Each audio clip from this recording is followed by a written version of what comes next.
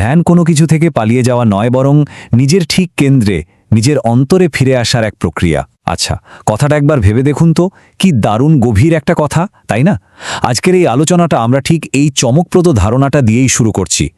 মনের শান্ত একটা জায়গা থেকে শুরু করে আমরা আস্তে আস্তে এর পেছনের আসল বিজ্ঞানটার দিকে এগোব।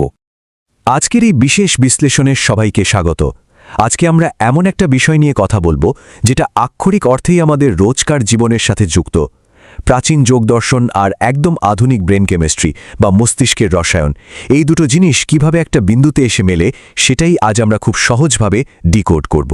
চলুন শুরু করা যাক। তো আজকের আলোচনার রোডম্যাপটা খুব সিম্পল। প্রথমে আমরা দেখব যোগ ও বিজ্ঞানের সংযোগ, এরপর ইমোশনাল অ্যালার্ম হিসেবে অ্যামিগডালার কাজ, তারপর আধুনিক জীবনের স্ট্রেস, প্রিফ্রন্টাল কর্টেক্সের নিয়ন্ত্রণ এবং স্বয়ংক্রিয় প্রতিক্রিয়া থেকে কিভাবে সচেতন উত্তরের দিকে যাওয়া যায় তার বিজ্ঞান। পর্ব 1, যোগ ও বিজ্ঞান, এক অপূর্ব সংযোগ। শ্রী শ্রী আনন্দমূর্তিজির দেওয়া যোগ মনোবিজ্ঞান নিয়ে যখন কথা হয়, অনেকেরই মনে হতে পারে এটা হয়তো শুধুই একটা আধ্যাত্মিক দর্শন, কিন্তু আসলে তা নয়। এটি মানব মস্তিষ্ক, আমাদের হরমোন, বিভিন্ন গ্রন্থি আর চেতনার এক গভীর বিজ্ঞান। মানে এটা শুধু কোনো থিওরি নয়, বরং একদম পারফেক্ট একটা বায়োলজিক্যাল ফ্রেমওয়ার্ক। বিষয়টা একটু এইভাবে ভাবলে অবাক হতে হয়।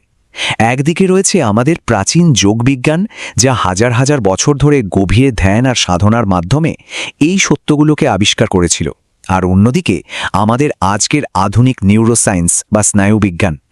আধুনিক গবেষণাগারে আজ ঠিক সেই কথাগুলোই প্রমাণিত হচ্ছে। মানে হাজার বছর আগের জ্ঞান আর আজকের ল্যাবরেটরি দুটো একদম মিলে যাচ্ছে। পর্ব 2, অ্যামিগডালা, অ্যালার্ম, মানে আমাদের ভয়ের কেন্দ্রবিন্দু।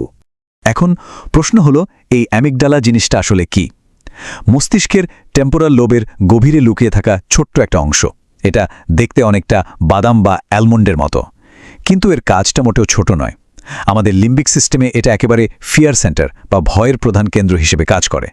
এই যে আমাদের হঠাৎ ভয় পাওয়া, রাগ, মানসিক চাপ বা ইনসিকিউরিটি, এই সব কিছুর কলকাঠি নাড়ে এই ছোট্ট অ্যালার্ম সিস্টেমটা।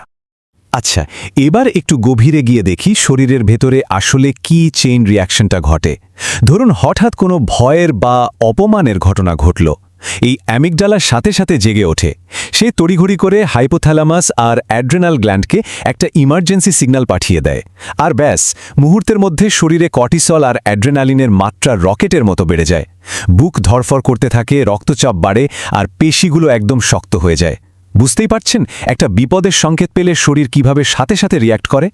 সোজা কথায় বলতে গেলে আমাদের পুরো বায়োলজিক্যাল সিস্টেমটা তখন এক প্রকার বাধ্য হয়েই ফাইট অর ফ্লাইট মোডে চলে যায়। মানে হলো, শরীর তখন আক্ষরিক অর্থেই জীবন মরণের একটা লড়াই করার জন্য অথবা সেখান থেকে যত দ্রুত সম্ভব ছুটে পালানোর জন্য নিজেকে প্রস্তুত করে ফেলে। এটা কিন্তু খুবই সিরিয়াস একটা অবস্থা। পর্ব 3, আধুনিক জীবনের চাপ, এক নিরন্তর মানসিক বিপদ। এতক্ষণ তো আমরা বেশ ভারী বিজ্ঞান নিয়ে কথা বললাম, এবার একটু আমাদের দৈনন্দিন জীবনের সাথে মিলিয়ে দেখি। আজকালকার দিনের ট্রিগারগুলো কি? এই যেমন ধরুন সামাজিক চাপ, ক্যারিয়ারে ব্যর্থতার ভয়, সম্পর্কে টানাপোড়েন, আর্থিক দুশ্চিন্তা, কিংবা এই যে সারাদিন মোবাইলের স্ক্রিনে তাকিয়ে থাকা। এগুলো কিন্তু সামনে বাঘ হাসার মতো কোনো জীবননাশী বিপদ নয়, কিন্তু মজার ব্যাপার হলো আমাদের মস্তিষ্ক সেটা বোঝে না। সে বোকা বনে গিয়ে ওই একই ফাইট অর ফ্লাইট লুপের মধ্যে আমাদের আটকে রাখে, আর এর রেজাল্ট তীব্র অ্যাংজাইটি, সারাক্ষণ ওভার থিঙ্কিং, প্যানিক অ্যাট্যাক, হঠাৎ করে রেগে যাওয়া, আর রাতের পর রাত ঘুম না হওয়া। তাহলে মূল বিষয়টা দাঁড়াচ্ছে, আমাদের ওই অ্যামিগডালা সারাক্ষণ অন হয়ে থাকছে, আর সে কারণেই আধুনিক জীবনে শান্ত হয়ে এক জায়গায় বসাটা এত কঠিন হয়ে দাঁড়িয়েছে। এই যে আমরা প্রায় বলি না, আমি খুব বার্ন আউট ফিল করছি, এটা আসলে কোনো ব্যক্তিগত দুর্বলতা নয়, এটা পুরোপুরি একটা বায়োলজিক্যাল ব্যাপার। চারপাশের এত চাপের কারণে আমাদের ভেতরের অ্যালার্ম সিস্টেমটা ওভার অ্যাক্টিভ হয়ে গেছে, আর তারই ফল এই মানসিক অবসাদ। পর্ব 4, প্রিফ্রন্টাল কর্টেক্স, সচেতনতা ও নিয়ন্ত্রণের কেন্দ্র। এতক্ষণ তো সমস্যার কথা শুনলাম, এবার একটু সমাধানের দিকে যাওয়া যাক। মস্তিষ্কের ঠিক সামনের দিকে থাকা এই প্রিফ্রন্টাল কর্টেক্স হলো আমাদের আসল হিরো। এটাকে আমরা বলতে পারি ডিসিশন মেকিং সেন্টার বা উইজডম সেন্টার। অ্যামিগডালা যদি হয় ইমোশন, তবে প্রিফ্রন্টাল কর্টেক্স হলো লজিক বা যুক্তি। সচেতনতা আর চিন্তাভাবনার পুরো রিমোট কন্ট্রোলটা এর হাতেই থাকে। এই প্রিফ্রন্টাল কর্টেক্সের কাজগুলো কিন্তু দারুণ। এটা আমাদের আত্মনিয়ন্ত্রণ বা সেলফ কন্ট্রোল ধরে রাখে, আবেগের নিখুঁত ব্যালেন্স তৈরি করে এমনকি আমাদের আচরণ যাতে যৌক্তিক থাকে তার জন্য নৈতিক আর লজিক্যাল চিন্তাশক্তি গড়ে তোলা থেকে শুরু করে একদম সঠিক সিদ্ধান্তটা নেওয়া, এই সব কিছুর পেছনে রয়েছে মস্তিষ্কের এই অংশটা। আর ঠিক এখানেই লুকিয়ে আছে বিজ্ঞানের সেই ম্যাজিক সমাধানটা। ধ্যানে বসে যখন কেউ নিজের শ্বাস, চিন্তা আর আবেগকে শুধু একটা দর্শক হয়ে পর্যবেক্ষণ করেন, তখন কি হয় জানেন? শরীরে সেই স্ট্রেস হরমোন মানে কর্টিসল আর অ্যাড্রেনালিন এগুলোর মাত্রা হু হু করে কমতে শুরু করে। আর ঠিক একই সময়ে প্রিফ্রন্টাল কর্টেক্স আরও অনেক বেশি শক্তিশালী হয়ে ওঠে। সোজা কথায় নার্ভাস সিস্টেম বা স্নায়ুতন্ত্র শারীরিকভাবে একদম শান্ত হয়ে যায়, আর ওই সারাক্ষণ বেজে চলা বায়োলজিক্যাল অ্যালার্মটা অবশেষে বন্ধ হয়। পর্ব 5, সচেতন প্রতিক্রিয়া বা কনশিয়াস রেসপন্স। এবার দুটো সম্পূর্ণ আলাদা পরিস্থিতি কল্পনা করা যাক।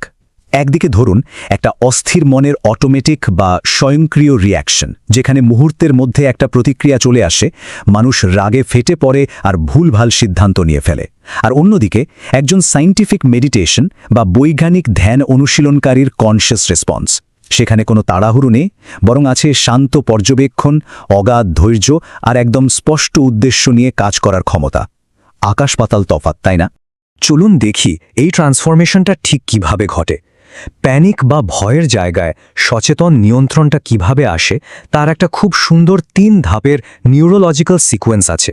প্রথম ধাপ, যে কোনো পরিস্থিতিতে প্রথমে বিষয়টা স্রেফ দেখা বা অবজার্ভ করা। দ্বিতীয় ধাপ, এরপর সেটাকে লজিক্যালি বোঝা বা উপলব্ধি করা। আর তৃতীয় ধাপ, তারপর একদম সচেতনভাবে সেটা রেসপন্স বা উত্তর দেওয়া। কোনো রিয়াকশন নয়, বরং একটা গোছানো রেসপন্স। পর্ব 6, বৈজ্ঞানিক মুক্তি, সামগ্রিক ভারসাম্য।